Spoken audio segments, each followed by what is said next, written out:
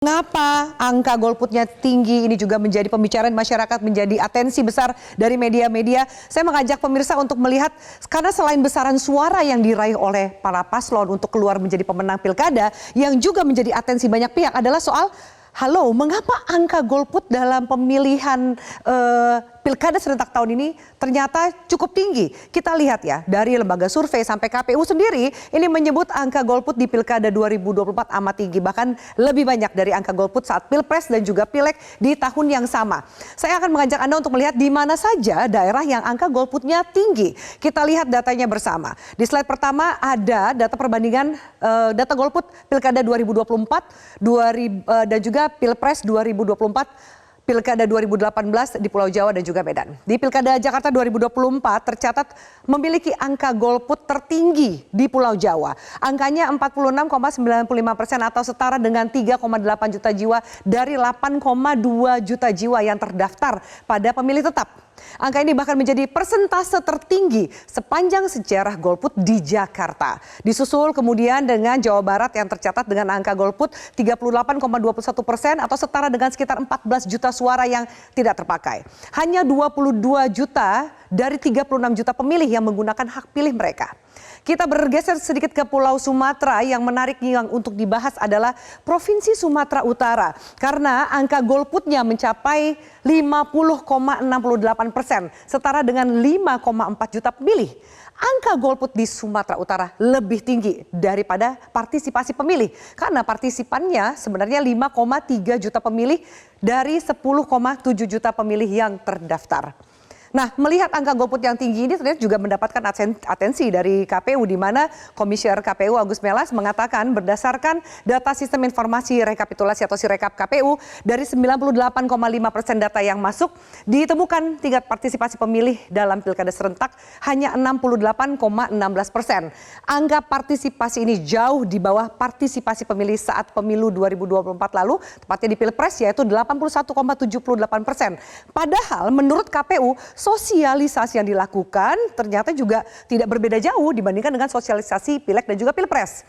Temuan partisipasi pilkada yang rendah ini akan menjadi evaluasi bagi KPU yang katanya akan dipanggil oleh Komisi 2 pada tanggal 4 Desember. Nah, menurut Jaringan Pemantau Pemilu untuk Rakyat atau JPRR, terdapat sejumlah faktor yang dinilai menyebabkan meningkatnya angka golput di Pilkada 2024. Pertama, penyelenggara pilkada yang dianggap terlalu dekat dengan Pilpres 2024. Penyelenggaraannya terlalu mepet dan kemudian dekat sekali dengan agenda pemilihan lainnya. Termasuk juga durasi kampanye kandidat yang dianggap terlalu singkat. Ada kemudian alasan rendahnya pengenalan pasangan calon kepala daerah dan calon kepala daerah yang mencalonkan diri di wilayah yang juga bukan tempat asalnya. Tingginya angka golput di pilkada serentak ini menunjukkan perhatian dan juga antusiasme publik yang bisa dikatakan jauh lebih rendah dibandingkan saat pilpres. Ini penting dan perlu menjadi pelajaran serta evaluasi bagi penyelenggara, pemerintah, termasuk juga partai politik. Saya akan langsung menanyakan kepada para narasumber. Ada perwakilan KPU, Mbak Betty, apa evaluasi dari KPU? Kenapa kemudian angkanya bisa jauh, bahkan di beberapa daerah itu tercatat golput tertinggi dalam sejarah daerah tersebut, Mbak Betty? Ya, jadi ada beberapa hal yang perlu di-underline. Pertama adalah kerja KPU itu adalah mensosialisasikan.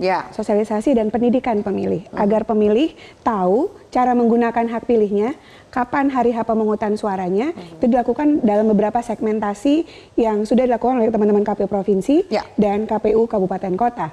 Tapi soal bagaimana visi misi program kerja, profil citra diri si pasangan calon, itu adalah kerja-kerja kampanye yang dilakukan oleh setiap pasangan calon, baik tingkatan gubernur atau wali kota dan bupati. Dengan tingkat kemudian pemilih atau golput yang bisa dikatakan tinggi ini, antusiasmenya juga sepertinya kurang dibandingkan dengan pilpres. KPU merasa gagal menyelenggarakan pilkada, minimal meningkatkan angka partisipasi pemilihnya, Mbak Betty? Secara konsepsi KPU adalah penyelenggara, berapapun tingkat partisipasi yang keluar dari produk apakah pemilu ataupun pilkada kali ini tentu akan kita terima, dan kemudian siapapun berapapun dari hasil yang sudah ditampilkan, baik dari rekap berjenjang dari TPS ke PPK sampai dengan KPN Kota dan KPU Provinsi, itu yang menjadi hasil mau tak mau, suka tak suka akan kita terima. Tapi kan targetnya tentunya lebih baik daripada penyelenggara sebelumnya gitu kan. Target KPU sendiri sebenarnya berapa sih Mbak dari untuk pilkada serentak tahun ini? Kalau berkaca pada RPJMN yang lalu 77,5%. Ya. Tapi untuk yang sekarang tentu tadi sudah disampaikan angkanya memang sekitar 68%. Yes, 68%. Oke, ada evaluasi yang dilakukan oleh KPU nanti? Betul, kalau tingkat partisipasi pertama kali tentu dari sisi penyelenggaraan, sosialisasi yang lebih masif, tapi memang harus dikombin dengan bagaimana cara mengkomunikasikan ke publik soal visi misi si pasangan calon. Seberapa kencang pun KPU menyatakan ayo datang ke TPS, tapi dia tidak mengenali siapa yang akan dia pilih, tentu menjadi ya more or less pasti akan punya pengaruh, Mbak. Jadi intinya bahwa kemudian nggak semuanya menjadi tanggung jawab KPU gitu kan ya Mbak Betty ya, bahwa kemudian juga ada tanggung jawab dari parpol termasuk juga paslon. Mbak Titi, bagaimana Mbak Titi melihat ini? Bahwa nanti dulu nggak bisa semua menyalahkan penyelenggara, ada juga loh peran serta dari paslon dan partai politik. Iya, di Indonesia ini kita tidak punya instrumen terukur untuk membuat klasifikasi soal protes voting. Orang yang protes atau kecewa terhadap sebuah proses pemilihan yang bisa ada ukurannya spesifik. Kalau di beberapa negara itu mereka punya yang disebut dengan none of the above misalnya atau nota. Seperti kolom kosong lah kalau di calon tunggal. Kalau di calon tunggal kan jelas tidak setuju dengan calon, ada kolom kosong. Di Indonesia itu tidak ada. Sehingga ada yang mencampur adukannya dengan pemilih yang tidak pergi ke TPS. Jadi dalam fenomena Jakarta, angka partisipasi itu sebenarnya 57,5%. Nah, angka yang tadi angka golput yang disebut 46% tadi itu sebenarnya kombinasi antara pemilih yang tidak datang ke TPS ditambah dengan suara tidak sah. Nah, dengan demikian pemilih yang tidak datang ke TPS itu ada beberapa penyebab. Pertama, karena mereka memang apatis. Ya tidak peduli. Cuek sama politik gitu ya? Bukan hanya itu, mereka capek, jenuh, bosen dari mulai bulan Februari 2024 narasinya politik terus. Dari 2023 bahkan bahkan 2022 ya, ketika dimulainya Juni tahapan pemilu. Capek, jenuh, ya sudah untuk apa berpartisipasi kan sudah pilpresnya. Apalagi narasi para calonnya sama. Menduplikasi, mereplikasi kekuatan elit politik nasional. Lalu juga ada yang betul-betul abstain. Tidak punya gambaran soal siapa yang mau dipilih. Akhirnya sudah memilih tidak pergi ke TPS. Nah yang ketiga adalah protes voting. Protes voting ini diekspresikan atau protes terhadap pilihan-pilihan yang ada, tidak bersetuju terhadap pilihan yang ada, satu, tidak mau datang sebagai bentuk protes, atau yang kedua adalah dia datang tapi dia mencoblos semua.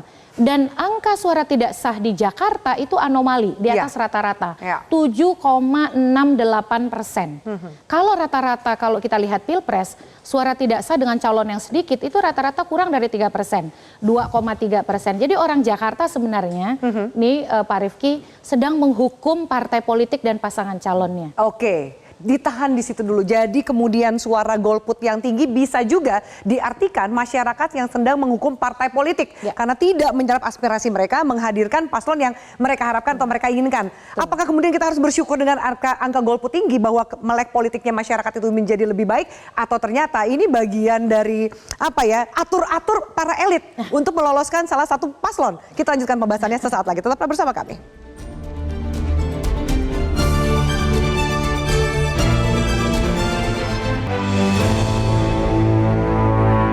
Jelajahi cara baru mendapatkan informasi. Download Metro TV Extend sekarang.